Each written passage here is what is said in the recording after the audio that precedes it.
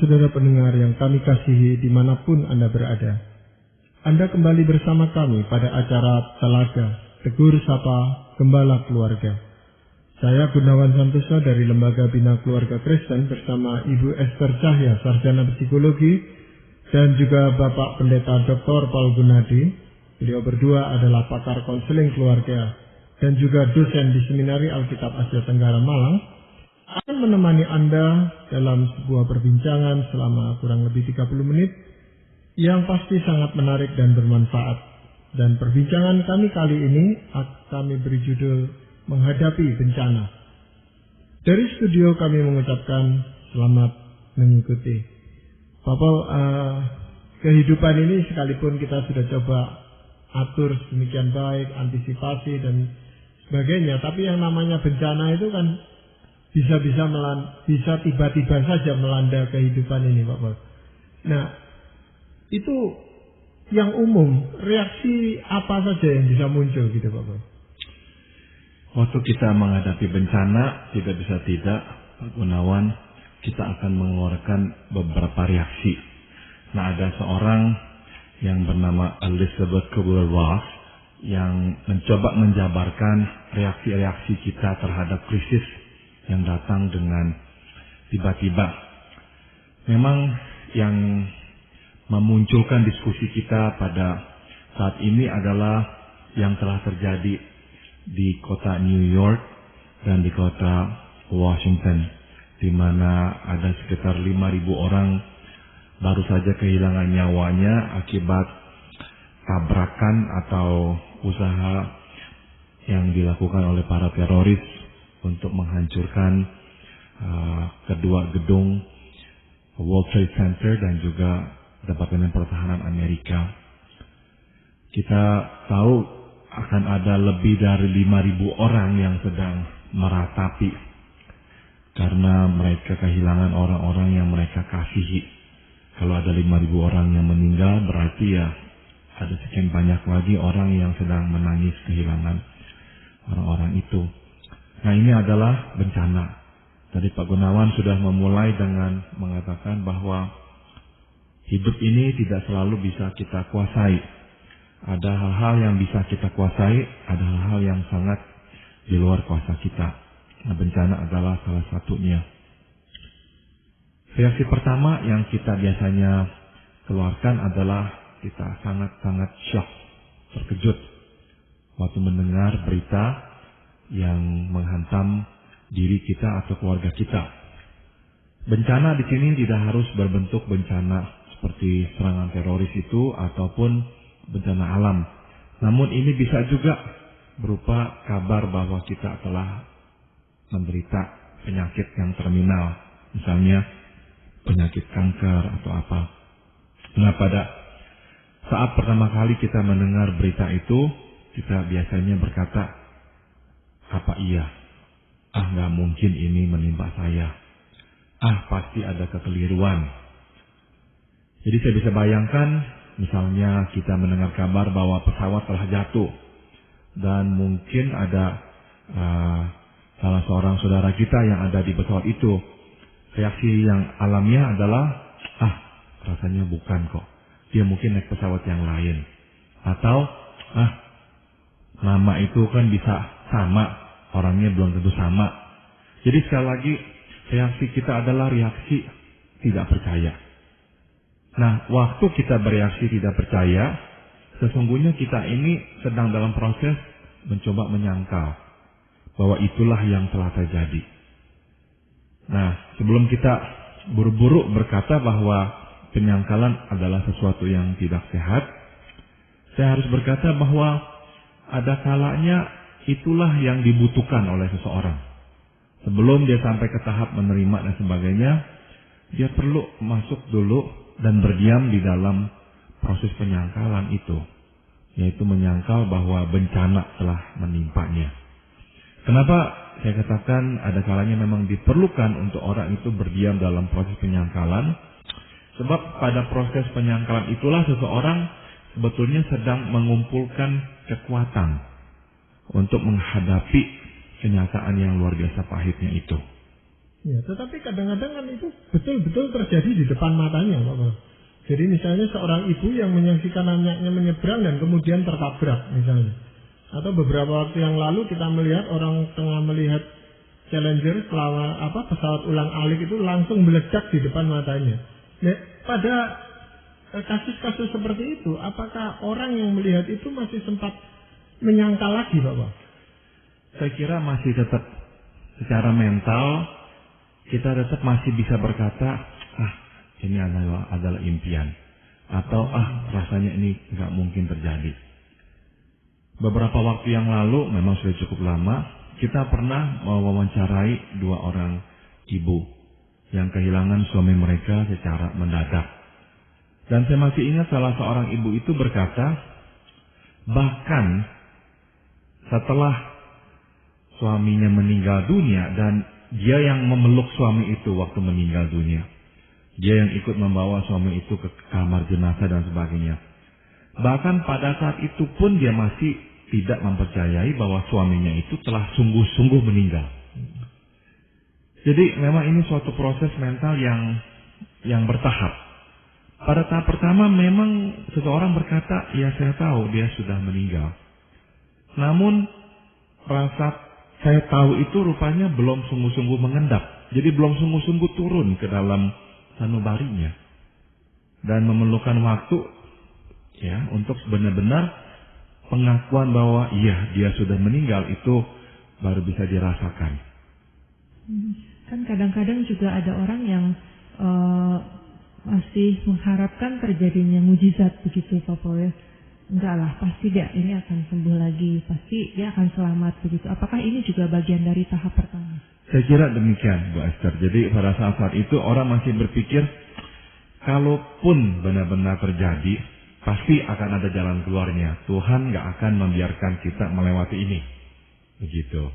Misalkan kita didiagnosis menderita kanker.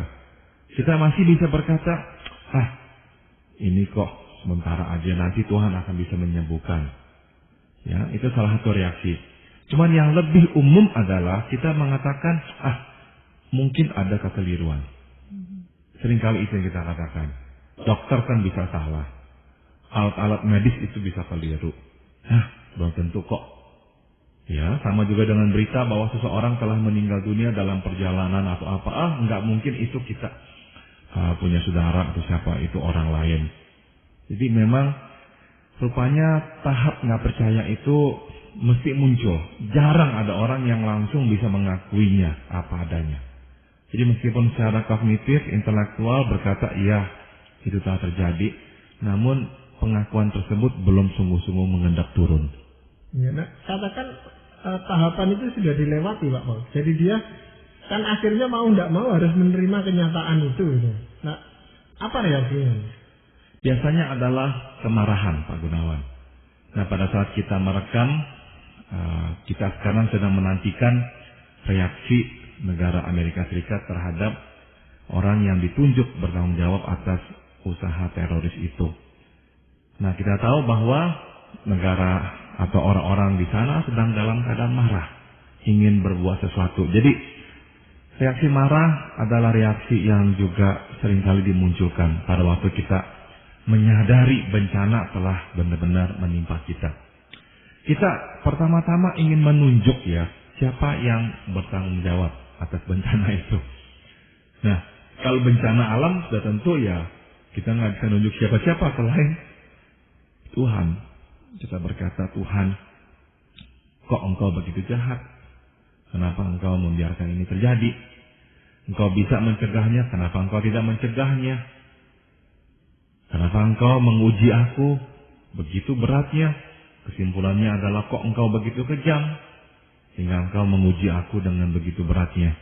Jadi kita ingin mengidentifikasi ya, menunjuk siapa itu yang bertanggung jawab. Nah, misalkan bencana itu lebih melibatkan manusia lainnya, orang yang kita kasihi ditabrak. Nah, kita akan mempunyai kemarahan yang luar biasa terhadap si pelakunya. Atau gara-gara ada kesalahan alat-alat yang mati ya, alat-alat yang memang dioperasikan terus misalnya rusak atau apa sehingga terjadi bencana. kita akan benci dan marah terhadap alat-alat tersebut dan nggak mempunyai kepercayaan lagi terhadap alat-alat tersebut. Jadi dalam tahap marah itu kita akan menunjuk siapa yang telah bersalah. Kita ingin tahu siapa itu yang bertanggung jawab. Nah, reaksi marah itu juga akhirnya diikuti dengan tekad ya. Kita mau berbuat sesuatu. Kita mau melampiaskan kemarahan kita. Sebab kemarahan itu memang energi ya, kita ingin keluarkan. Jadi kecenderungannya adalah kita setelah menunjuk, kita ingin berbuat sesuatu untuk melampiaskan kemarahan. Seolah-olah kemarahan kalau sudah dilampiaskan, barulah dibayarkan kerugian akibat bencana tersebut.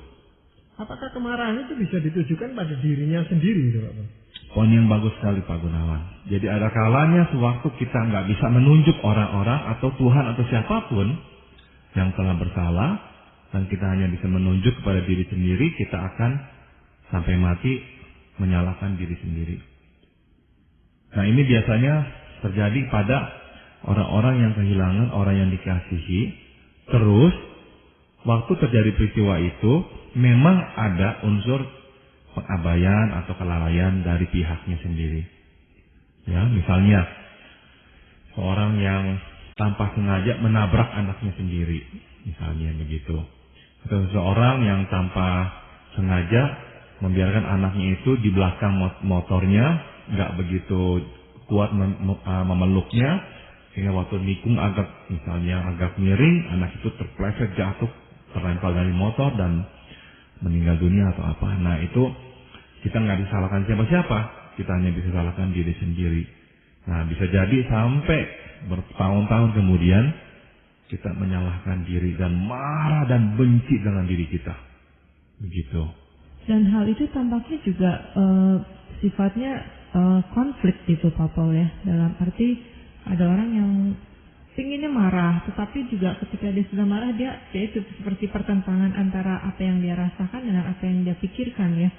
Maksudnya secara kognitif dia sudah sepertinya bisa menerima, ya oke, ini memang sudah terjadi gitu. Tetapi juga dia kepingin marah. Tapi dalam kemarahannya muncul lagi rasa bersalah karena seolah-olah kok apalagi kalau kaitannya sudah menyalahkan Tuhan gitu ya. Kan rasanya konflik sekali gitu ya apa yang dia alami. Jadi yang Ibu Esther ingin katakan ada kalanya kita memang nggak bisa dengan bebas mengungkapkan kemarahan kita. Jadi kemarahan kita itu akhirnya tersumbat. Iya, di satu sisi pengen marah karena memang juga nggak, misalnya kalau misalnya bencana alam ya akhirnya harus marah ke Tuhan. Tetapi ketika marah sama Tuhan akhirnya juga muncul perasaan lain, yaitu merasa kok saya marah sama Tuhan, tapi nyatanya saya memang harus cari sesuatu untuk jadi objek kemarahan gitu kan. Betul. Ada kalanya kita beranggapan bahwa kalau kita marah kepada Tuhan, Tuhan akan menghukum kita. Tapi kalau kita aja bisa mengerti ya sebagai manusia bahwa orang memang ingin ya mengungkapkan kemarahannya akibat bencana yang dialaminya, apalagi Tuhan. Tuhan pasti mengerti. Dia nggak akan kabur gara-gara kita marah kepadanya. Jadi silakan, misalkan kita mengalami bencana, kita mau marah, ya karena kita mau lari kemana lagi kalau bukan ke Tuhan ya. Sebab bukankah kita menyerahkan hidup kita sepenuhnya kepada Dia. Kok masih bisa terjadi kemalangan seperti ini, musibah seperti ini. Jadi reaksi yang normal ya bagi orang yang sangat bergantung kepada Tuhan untuk mempunyai pertanyaan, kok engkau membiarkan ini terjadi. Nah, nggak apa-apa ya keluarkan kemarahan itu kepada Tuhan. Tuhan akan dengarkan kok. Tuhan nggak akan marah, menghukum kita gara-gara kita menyatakan kemarahan kita kepada Dia. Daripada tersumbat-sumbat, akhirnya justru akan menghalangi hubungan kita dengan Tuhan. Jadi ada orang-orang yang justru nggak mau lagi bersama dengan Tuhan, menyembah Tuhan. Karena apa? Kekecewaan yang dalam itu. Iya. Tetapi kemarahan itu kan sifatnya ndak terus-menerus gitu Pak Boleh. Ada saatnya orang itu akan berhenti dari kemarahannya. Nah, kalau proses itu terjadi, ya sudah mulai memahami dan sebagainya, reaksinya apa? Untuk bencana yang sudah terjadi, biasanya tahap ini akan dilewati ya. Tapi untuk bencana yang terus terjadi, misalkan kasus penyakit terminal ya, atau anak yang kita kasihi didiagnosis menderita penyakit terminal. Nah, kita memasuki tahap yang ketiga, yaitu tahap bernegosiasi. Ya, dalam kasus bencana seperti yang terjadi di New York, ya nggak bisa lagi bernegosiasi, sudah terjadi. Nah, dalam kasus seperti penyakit, ya kita bernegosiasi. Kita berkata kepada Tuhan, oke lah Tuhan, saya mengaku dah, saya pernah salah dulu, saya pernah berdosa dulu. Nah, sekarang ampuni saya dah. Saya berjanji dah kalau saya bisa dibebaskan dari bencana ini, saya nggak jadi kena kanker, saya akan menjadi hamba Tuhan. Saya akan serahkan anak saya untuk melayanimu dan sebagainya. Nah, kita tawar-menawar. Harapan kita adalah kita akan berhasil membujuk Tuhan agar Tuhan mengurungkan niatnya. Nah, tawar-menawar itu biasanya kita lakukan dengan sangat-sangat sungguh-sungguh. Kita benar-benar tadinya marah kepada Tuhan, sekarang berbalik ya. Tuhan, jangan sampailah saya ini menderita seperti ini. Anak-anak saya masih perlu saya. Jangan sampai saya mati dulu. Nanti kalau Tuhan sembuhkan saya akan begini begitu untuk Tuhan dah. Saya akan menjadi orang yang berbeda atau apa. Jadi kita mencoba bernegosiasi. Nah, konsep seperti itu apakah bisa diterima gitu Pak Paul secara iman Kristen atau bagaimana? Saya kira bisa. Bisa ya. Sebab kita melihat contoh yang jelas adalah sewaktu Tuhan menyatakan niatnya menghukum Sodom dan Gomora. Abraham diajak untuk berkonsultasi oleh Tuhan dan Abraham diberikan kesempatan untuk bernegosiasi. Meskipun ini yang nggak persis sama dengan yang sedang kita bicarakan, tapi itu kan bencana yang akan menimpa Sodom dan Gomora. Nah, Abraham bernegosiasi, akhirnya Tuhan berkata, oke, kalau ada 10 orang yang masih menyembah Tuhan, Tuhan nggak akan menghukum Sodom dan Gomora. Tapi memang nggak ada 10 orang, jadi Tuhan menghancurkan kedua kota itu. Ya. Nah, dalam negosiasi itu kan tidak selalu permintaannya itu terkabulkan oleh Tuhan. Nah, kalau tidak, apakah dia tidak tambah marah lagi kepada Tuhan? Nah, kita masuk ke tahap berikutnya Pak Gunawan. Ini memang tahap marah juga sebetulnya ya. Jadi Pak Gunawan betul waktu berkata bukankah tambah marah. Tapi marahnya adalah marah yang sudah benar-benar terlalu dalam dan gak bisa lagi diekspresikan seperti pada tahap yang sebelumnya. Marah di sini adalah kemarahan yang sudah berat sehingga gak bisa keluar lagi sebagai kemarahan. Munculnya sebagai depresi. Jadi makanya gak heran cukup banyak ya pasien-pasien penyakit terminal misalnya seperti kanker juga akhirnya menderita depresi. Memang secara emosional, secara sosial dia terputus dari lingkungannya, dia sendirian, dia terisolasi, dia kehilangan orang atau pekerjaan yang disukainya. Nah, itu memang adalah hal-hal yang akan mengurangi kekuatannya dia menghadapi tekanan hidup ini. Tapi salah satu yang memang membuat dia depresi berat adalah kenyataan yang dia harus terima bahwa nggak ada jalan lain.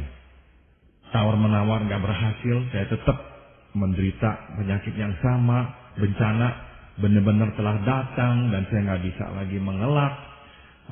Konsekuensi akibat buruknya itu semua harus saya tanggung. Dan melihat ke depan benar-benar kesuraman, bagaimana membangun lagi. Rumah sudah hancur, misalkan ini bencana alam. Benar-benar menyadari dan dampak sepenuhnya. Uang yang hilang, uang yang tersisa dan mungkin nggak ada yang tersisa. Orang-orang yang dikasih yang sekarang nggak ada lagi atau segala macam. Nah, pada tahap depresi sungguh-sungguh dah. Semua itu nyata. Nggak lagi dalam bayang-bayang. Pada tahap sebelumnya masih dalam bayang-bayang. Karena memang emosi begitu kuat sehingga belum sempat untuk menghitung kerugian. Pada tahap depresi lah kita menghitung kerugian dan sadar betapa besar kerugian yang harus kita bayar. Mungkin nggak Pak Paul, orang-orang yang ada di tahap depresi ini tetap menyangkali sesuatu gitu, dalam arti masih berharap kalau memang doanya atau tawar negosiasinya ini nggak kejadian, oke, dia seperti bisa terima, tapi masih berharap di sisi yang lain nih terjadi perubahan lagi gitu. Kalau masih ada harapan, kemungkinan besar memang dia nggak melewati tahap depresinya. Jadi kalau dia kembali lagi ke tahap penyangkalan, dia berarti keluar dari depresi. Dan saya percaya akan ada orang yang seperti itu. Saya kira menghadapi seseorang yang seperti itu, menghadapi kematiannya. Jadi tetap berkata, ya kalau Tuhan kehendaki saya mau hidup, sebab saya masih banyak mau bekerja untuk Tuhan. Dan gak pernah membicarakan tentang finalitas kehidupannya, bahwa saya akan meninggal dunia. Tetap berkata, saya masih mau sembuh, Tuhan akan menolong saya. Dan itu ya, saya kira hal yang gak apa-apa ya. Jadi saya pun lagi menghadapi hal seperti itu, saya diamkan, saya biarkan. Saya hanya tanya apakah dia siap. Dia bilang dia sudah siap kalau hampir harus meninggal. Namun, dia tetap mau hidup. Dan itu yang menolong dia, sehingga dalam rasa sakit yang amat sangat, dia nggak ambruk. Dia tetap berharap, sampai akhirnya koma dan meninggal dunia. Nah itu mungkin lebih sehat daripada harus melewati depresi. Jadi ya, apakah ada unsur penyangkalan sedikit banyak di situ? Ya juga ada, karena nggak mau melihat fakta dengan sangat jelas ya.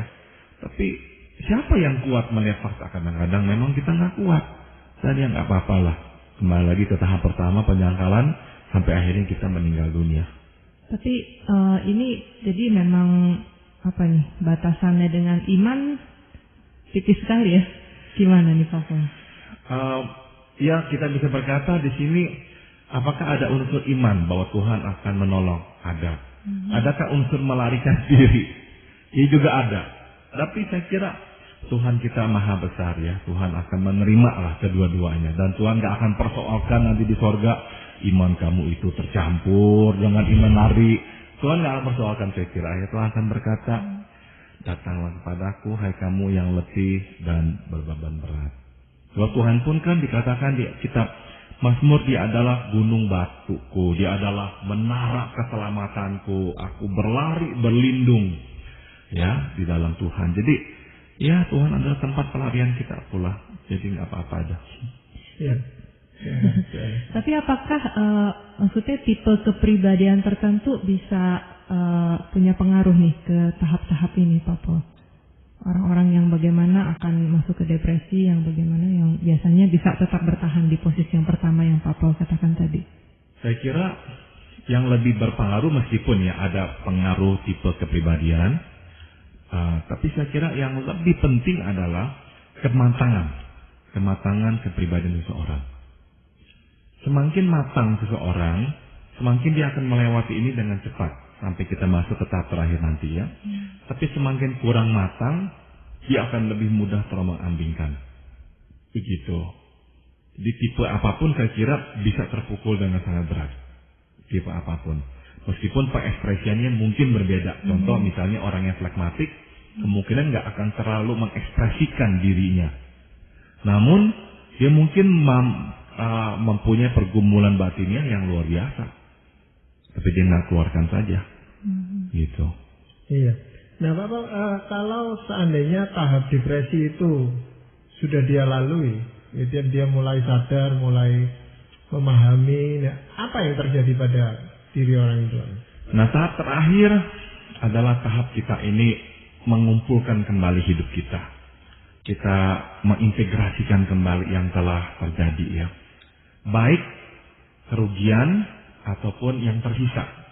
Jadi benar-benar secara nyata kita melihat kerugian yang harus kita tanggung, tapi kita juga masih bisa menghitung yang tersisa pada diri kita atau kehidupan kita.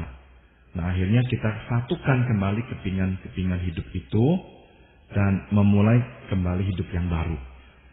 Saya mau garis bawahi kata baru di sini Pak Gunawan, sebab ada kalanya orang berkata atau berprinsip, saya mau kembali seperti hidup yang dulu.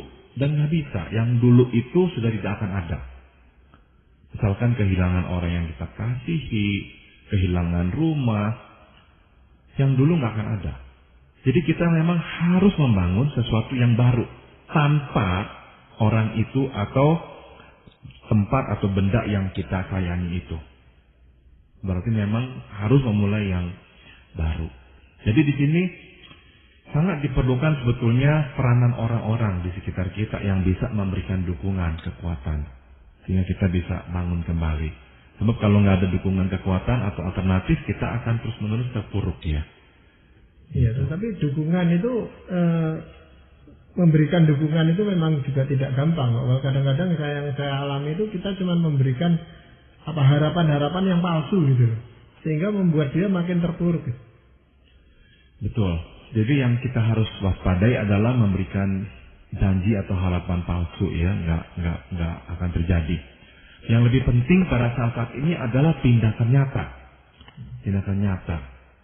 Misalkan tindakan yang sederhana seperti membelikan dia barang-barang keperluan. Hal seperti itu justru udah sangat bermakna. Sebab pada masa orang menghadapi bencana, kemampuan berpikir dan merencanakannya akan sangat terhambat. Begitu. Tapi saya melihat di sisi lain kadang-kadang justru orang-orang yang berminat untuk memberi dukungan, tapi nggak memikirkan memberi waktu seperti yang Pak Paul katakan ya. Jadi rasanya nih tahap-tahap ini nih udah nggak usah lama-lama dilewati gitu ya. Seperti ayo cepat sampai ke tahap yang kelima. Padahal kan setiap orang kapasitasnya beda-beda ya.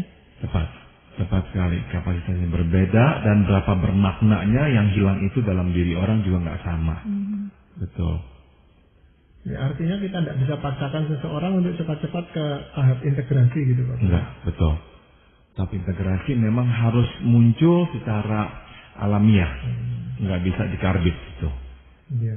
Nah Bapak, sekalipun bencana ini rasanya sulit untuk dihindari dan lagi pula kita tidak siap untuk mengantisipasinya. Tetapi saya percaya ada firman Tuhan yang bisa dijadikan pegangan bagi kita semua kalau ada suatu bencana yang menimpa kita itu Pak. Ada sebuah kesaksian yang saya akan ceritakan sebelum mengutip firman Tuhan dari seorang pendeta yang kehilangan anaknya karena kematian. Nah, pendeta ini sering memberikan penghiburan kepada jemaatnya. Jadi jemaatnya sekarang ingin tahu ya apa yang akan dilakukan oleh si pendeta setelah kehilangan anak yang dikasihinya. Ternyata si pendeta itu tabah ya, kuat melewati semuanya. Dan pada waktu anaknya itu dikubur, dia berkhotbah atau memberikan kata-kata seperti ini. Satu besi kalau dilempar ke air akan tenggelam. Tapi besi yang dipasang dan dibangun menjadi sebuah kapal akan bisa mengapung. Nah, dia berkata, kematian anak saya ibarat satu besi itu, yang kalau dilempar ke laut akan tenggelam. Namun sebetulnya itu adalah satu besi yang Tuhan sedang pakai merancang sebuah kapal yang besar. Dan kapal itu memang tidak bisa saya lihat sekarang. Tapi itu adalah rencana Tuhan. Nah, saya kira ini kesaksian memberikan kita satu penghiburan bahwa apapun yang kita alami akan ditangani oleh Tuhan dan akan menjadi kebaikan. Firman Tuhan di Kejadian 50:20 berkata, memang kamu telah mereka-rekakan yang jahat terhadap aku, tapi aku jahat meskipun buruk, Tuhan bisa pakai itu untuk yang baik. Ya, ini saya rasa kesaksian dari Yusuf. Betul. Yang mengalami banyak bencana tetapi akhirnya Tuhan pimpin dia Betul. dengan begitu indah. Jadi itu pun bisa terjadi pada setiap kita, khususnya para pendengar yang saat ini mengikuti acara ini. Ya. Terima kasih sekali Pak Paul dan juga Ibu Esther. Saudara-saudara pendengar, demikianlah tadi Anda telah mengikuti perbincangan kami dalam acara Telaga, Tegur Sapa Gembala Keluarga. Kami baru saja berbincang-bincang tentang menghadapi bencana. Bagi Anda yang berminat untuk mengetahui lebih lanjut mengenai acara ini, kami persilakan Anda menghubungi kami lewat surat. Alamatkan surat Anda ke Lembaga Bina Keluarga Kristen atau LBKK Jalan Cimanuk 58 Malang. Dan akhirnya kami dari studio mengucapkan terima kasih atas perhatian Anda. Dan sampai jumpa pada acara Telaga yang akan